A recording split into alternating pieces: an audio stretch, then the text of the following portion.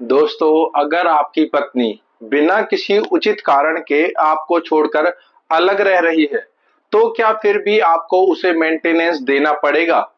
और क्या सिर्फ शादी हो जाने से पत्नी को हर हाल में मेंटेनेंस मिल जाता है? या फिर कानून में ऐसी भी प्रावधान हैं जिनके आधार पर कोर्ट पत्नी का मेंटेनेंस पूरी तरीके से खारिज कर सकती है? मध्य प्रदेश हाई कोर्ट की इंदौर बेंच ने 8 जुलाई 2026 को एक बेहद ही महत्वपूर्ण फैसला सुनाते हुए इन सभी सवालों का स्पष्ट जवाब दिया है।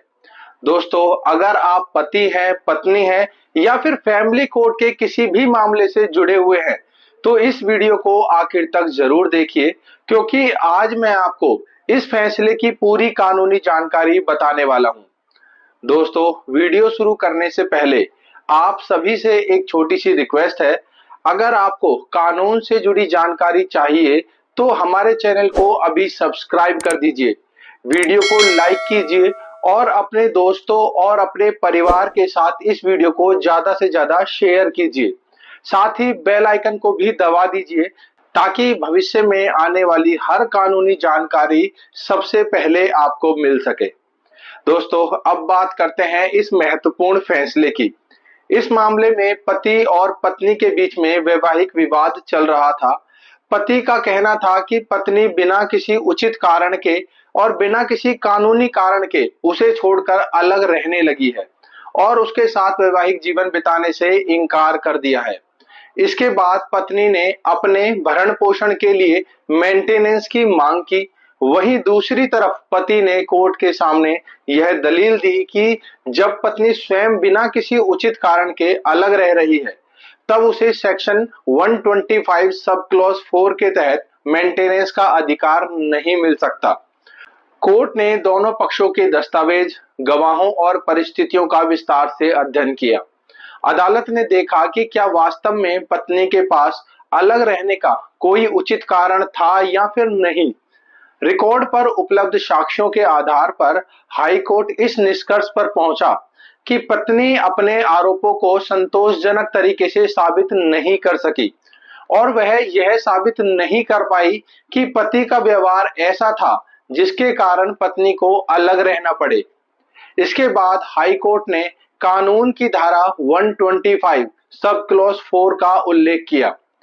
इस प्रावधान के अनुसार यदि पत्नी बिना किसी पर्याप्त और उचित कारण के अपने पति के साथ रहने से इनकार करती है या फिर अलग रहती है, तो फिर पत्नी सेक्शन 125 के अंतर्गत मेंटेनेंस पाने का हकदार नहीं होती। अदालत ने कहा कि इस प्रावधान का उद्देश्य केवल आर्थिक सहायता देना नहीं है, बल्कि वैवाहिक जिम्मेदारियों का संतुलन बनाए रखना भी इसका उद्देश्य है। यदि कोई व्यक्ति स्वयं वैवाहिक दायित्व निभाने से इनकार करता है और उसके पास ऐसा करने का कोई भी उचित कारण नहीं है, तो वह इस प्रावधान का लाभ नहीं ले सकता।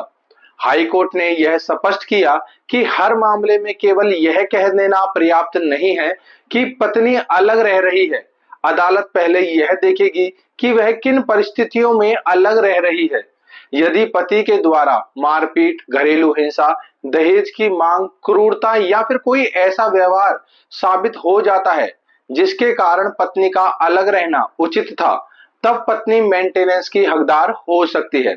लेकिन यदि ऐसा कोई कारण साबित नहीं होता और पत्नी अपनी इच्छा से पति से अलग रह रही है, तब सेक्शन 125 सब क्लॉज 4 लागू नहीं होता और ऐसी स्थिति में मेंटेनेंस से इनकार किया जा सकता है। दोस्तों, इस फैसले में हाई कोर्ट ने एक और महत्वपूर्ण बात कही। अदालत ने स्पष्ट किया कि यदि पत्नी सेक्शन 125 सब क्लॉज 4 के कारण मेंटेनेंस की हकदार नहीं है, तो इसका यह अर्थ बिल्कुल भी नहीं है कि बच्चों का अधिकार भी समाप्त हो जाएगा। नाबालिग बच्चों का पालन पोषण करना पिता की कानूनी जिम्मेदारी है और बच्चों का मेंटेनेंस अलग आधार पर तय किया जाता है। इसीलिए पत्नी और बच्चों के अधिकारों को एक समान नहीं माना जा सकता। साथियों, यह फैसला उन लोगों के लिए भी बहुत ही ज्यादा महत्वपूर्ण है जो यह समझते हैं कि शादी होते ही पत्नी को हर परिस्थिति में मेंटेनेंस मिल जाएगा। कानून ऐसा बिल्कुल भी नहीं कहता। कानून दोनों पक्षों के अधिकार और कर्तव्यों को समान रूप से देखता है। यदि पति गलत है तो पत्नी को पूरा कानूनी संरक्षण मिलेगा, लेकिन यदि पत्नी बिना किसी उचित कारण के पति का साथ छोड़ देती है तो अदालत उसके इस व्यवहार को भी कानूनी दृष्टि से देखती है।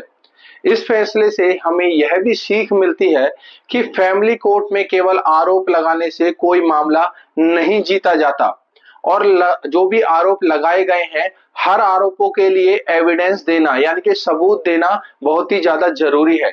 चाहे पति हो या पत्नी, दोनों को अपने दावों के समर्थन में विश्वसनीय एविडेंस प्रस्तुत करने होते हैं।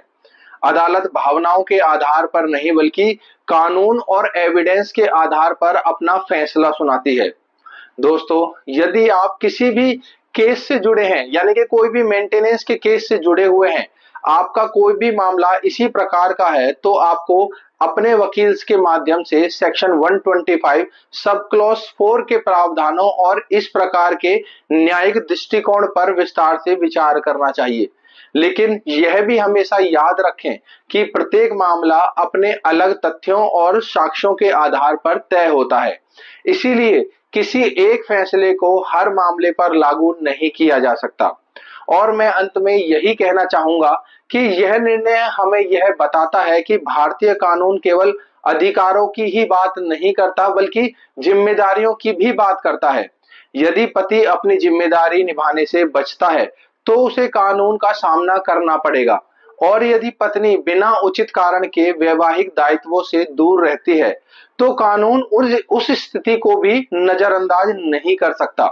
दोस्तों, अगर आपको यह कानूनी जानकारी उपयोगी लगी हो तो वीडियो को लाइक जरूर कीजिए, इसे ज्यादा से ज्यादा लोगों के पास शेयर कीजिए ताकि लोगों तक सही कानूनी जानकारी पहुंच सके। और यदि इस फैसले से संबंधित आपका कोई भी सवाल है तो उसे कमेंट में जरूर लिखिए, मैं आपको उसका उत्तर देने की पूरी पूरी कोशिश करता हूं। दोस्तों, मैं हूं एडवोकेट नरेश कुमार। मिलते हैं अगली वीडियो में एक और महत्वपूर्ण कानूनी जानकारी के साथ। तब तक के लिए थैंक यू वेरी मच।